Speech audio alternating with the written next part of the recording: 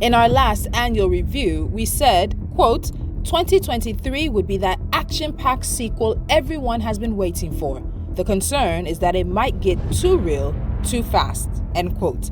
Of the modest 25 predictions we made in 2022, we got 15 correct, 6 partially correct, and we missed 4 completely. We do not claim to have prophetic powers, but we wished 2023 was not listening, because what a year.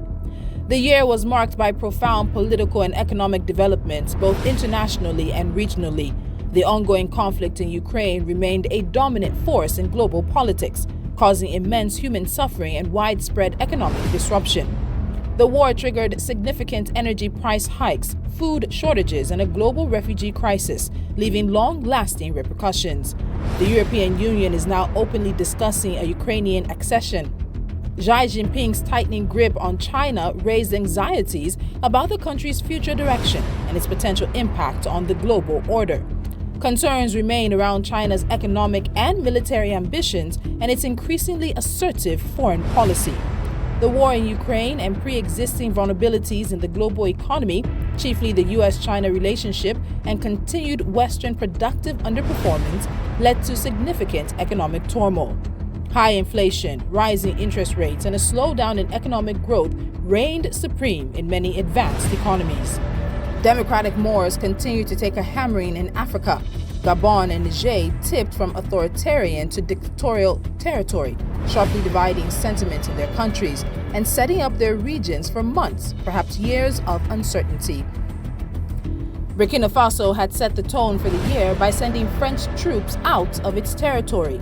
On Russia's prompting, their neighbors in Mali duly followed suit, seeing the first big military reverse on the continent from Western militaries since the U.S. got a black eye in Somalia in the early 1990s. Elections in Guinea-Bissau, Liberia, Nigeria, Sierra Leone, and Zimbabwe did little to reassure democracy advocates and watchers that the continent's future will be liberal, participatory, and democratic. As a matter of fact, it was the Gabonese election that was the spark that precipitated its coup. Nigeria, under new leadership since May, remains firmly in the grip of long-running trends, security challenges, economic malaise, rising debt, and increasing polarization. Unfortunately for a country with such promise, policy thinking and political action have not risen to the occasion. Despite cost-cutting and inflation management measures, Nigerian households spend 97% of everything they earn solely on food. The Tinubu administration has its work cut out, arresting spiraling insecurity, tackling grinding poverty, enhancing economic opportunity, and forging a sense of national consciousness. It is safe to say that the administration is not off to a great start. As we speak, Israel and Hamas are on their 5th war since 2006, a war that started with Hamas inflicting the single deadliest blow to Israel in its history, a war that has so far claimed the lives of almost 16,000 people. This permanent geopolitical fault line has thrown a wrench into Arab-Israeli accommodation, empowered pariahs such as Iran and Western malcontents such as Turkey, added fodder for China and Russia, who seek to redefine the global rules of engagement, elicited unprecedented levels of criticism among Israel's traditional supporters, and threatens to metastasize into a wider global North-South rift. As we draw the curtain on 2023, it is time to reflect on what 2024 holds. It will almost certainly match this year for energy.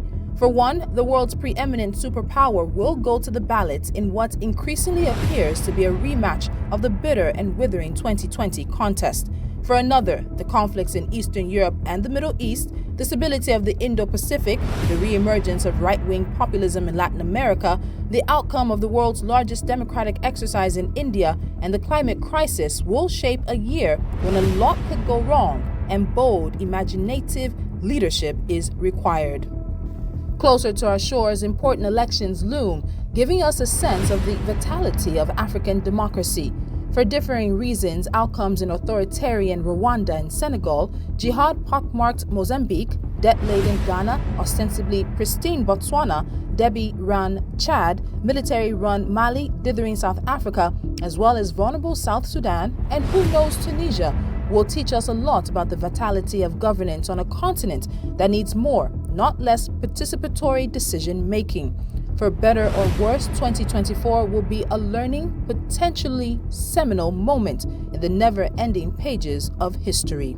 Our expectations for 2024 are as follows. The economy. The slow pace of reforms and policy adjustments will likely hinder rapid economic growth, resulting in sustained slow GDP growth rates. The national debt will rise by about 3% of the country's GDP in 2024. Nigeria's inflation rate will remain above 27% throughout the year, despite the central bank's monetary policy efforts. Oil prices will hover around $90 per barrel. Nigeria's oil revenue will increase. However, production will continue to fall short of OPEC's quota due to crude oil theft and other infrastructural problems. The CBN will not be able to accomplish its goal of achieving 95% financial inclusion by the year 2024. As the CBN proceeds with its recapitalization of banks, the commercial bank count will fall below 20, down from the current count of 24.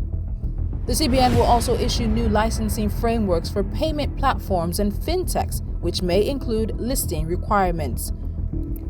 We expect the monetary policy rate to remain around 18.5%, while the yield on 10-year bonds should stay above 16%. There will be a more explicit reintroduction of fuel subsidies. Moderate reforms in the country's financial markets will result in favorable government policies, increasing investor confidence. Consumer spending will continue to be pressured in 2024, decreasing non-essential consumer spending. There will be a rise in diaspora remittances due to more Nigerians migrating abroad for work. The value of the naira will stabilize around 800 naira to $1 in the official market. However, expect more fluctuation in the parallel market depending on the supply available in the official market. More foreign firms with manufacturing plants in Nigeria will close their shops and transit to importation and trading due to pressure occasioned by forex unavailability. The unemployment rates will rise as companies struggle to stay afloat in a challenging economic environment. Organized civil unrest will not ensue in opposition to the government, given the Nigerian Labour Congress's diminished capacity to galvanize the populace against governmental excesses. Politics. The APC will reinforce its grip by leveraging its current position and employing policies to strengthen its power. The APC's use of courts to seize control of lost states will further erode public trust in the electoral process and may trigger protests as people lose further hope in the justice system. The PDP will gradually lose its hold as the foremost opposition party in the country. However, the Labour Party will not be able to capitalize on that in 2024. A new political group will emerge as the main opposition to the Tinubu administration. It will be clustered around the northern elements that are out of favor in the APC. We should witness a more vocal opposition within the APC caucus in the National Assembly against the actions of the leadership of the National Assembly. Despite the problems the APC faces in Ondo State, it will win the elections there. We will see one of the most keenly contested gubernatorial elections in Edo. However, the PDP should retain the state using the power of incumbency. President Bola Tinubu's popularity will continue to plummet as economic conditions on the streets fail to improve, leading to disorganized protests nationwide.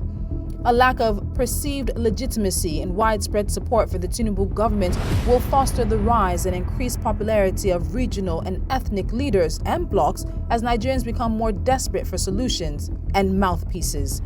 Politicians looking to position for future elections will feel or align with these waves to create a groundswell of local support that can be built on. Security. Nigeria faces a growing risk of riots and unrest in 2024, fueled by political instability, economic woes, and ongoing conflicts. The widespread poverty, unemployment, and inflation in the country have already led to social tensions, which are likely to intensify in 2024, starting in northern Nigeria. There will be a rise in the insecurity level in Abuja. Turf wars between various transport unions will contribute to this, as well as resentment over the conduct of the FCT minister Nyesom Wike, which could trigger religious tensions in the capital. Banditry in the Northwest will decrease in headline incidents as more communities surrender to the criminal groups and effectively pay taxes to them. Ansaru will make a return to the Northwest and stage a couple of attacks to show intent. In the Northeast, fighting between the two factions of Boko Haram will move further away from the cities but will intensify in rural areas.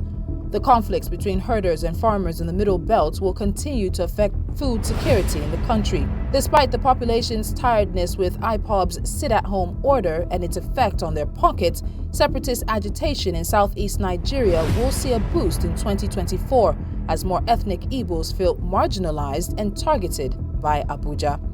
Inland waterways piracy will see a boost in pirate activities. This will be because most anti-piracy structures set up by governments in the South-South have failed. Rest of Africa. John Dramani Mahama, candidate of Ghana's largest opposition party, the National Democratic Congress (NDC), will win the December 2024 presidential election.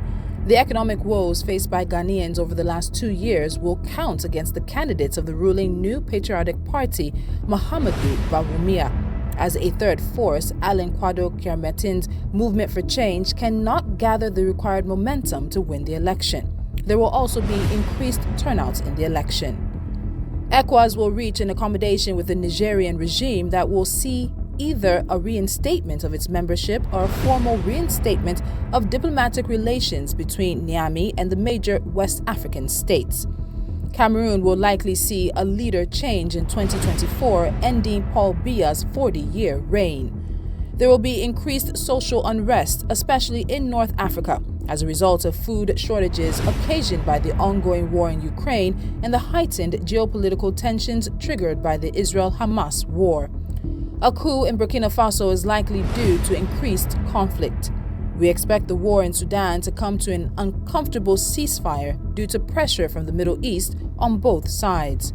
For the first time since 1994, the African National Congress (ANC) in South Africa will win less than half of the votes in the general election.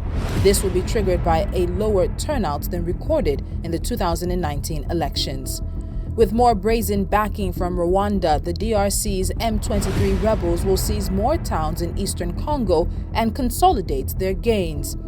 The Ethiopian state will continue to exist on shaky ground. The Tanzanian talks between the Oromo Liberation Army and Abiy Ahmed's government will not lead to any political settlement, and the Amhara crisis will remain in its current state. The Malian regime will not honor its election deadline to return to democracy. Taking the fight to the Tuaregs will buy enough time to postpone the election.